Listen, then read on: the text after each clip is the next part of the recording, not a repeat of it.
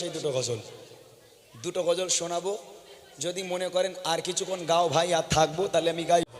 এই যে মেহফিলটা দেওয়া হলো, এই মেহফিলটা সাজানো হলো, আপনারা এত কষ্ট করে ঠান্ডার মধ্যে বসে বসে গজল শুনছেন, কিসের জন্য আপনারা এসেছেন?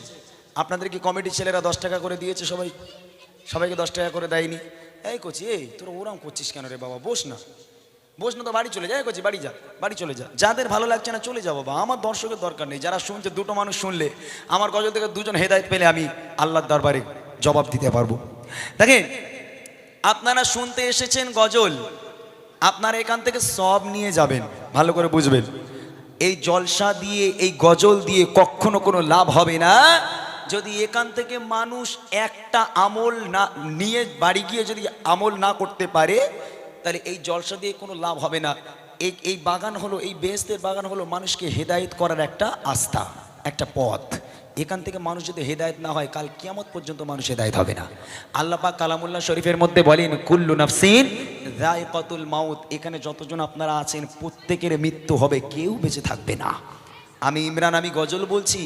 এখান থেকে বাড়ি পর্যন্ত রাজারহাট কতটা বেশি দূরে নয়, এই রাজারহাট পর্যন্ত যাব, কোনো গ্যারেন্টি নেই। রাস্তায় আমার মৃত্যু হয়ে যেতে পারে। কাল সকালবেলা আপনারা শুনবেন, ইস কালকে যে ছেলেটা গজল বলছিল আজকে সেই ছেলেটা দুনিয়ায় বেঁচে নেই, মারা গেছে।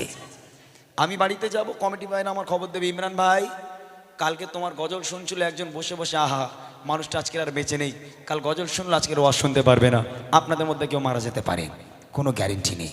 তবে এই যে মারা আমরা যাব, আমি যে মরে যাব, আমি মরে যাব, এই মরে যাওয়ার জন্য আমার যেগুলো যে সামানগুলো প্রয়োজন আমার কি মজুদ আছে ভাবতে হবে।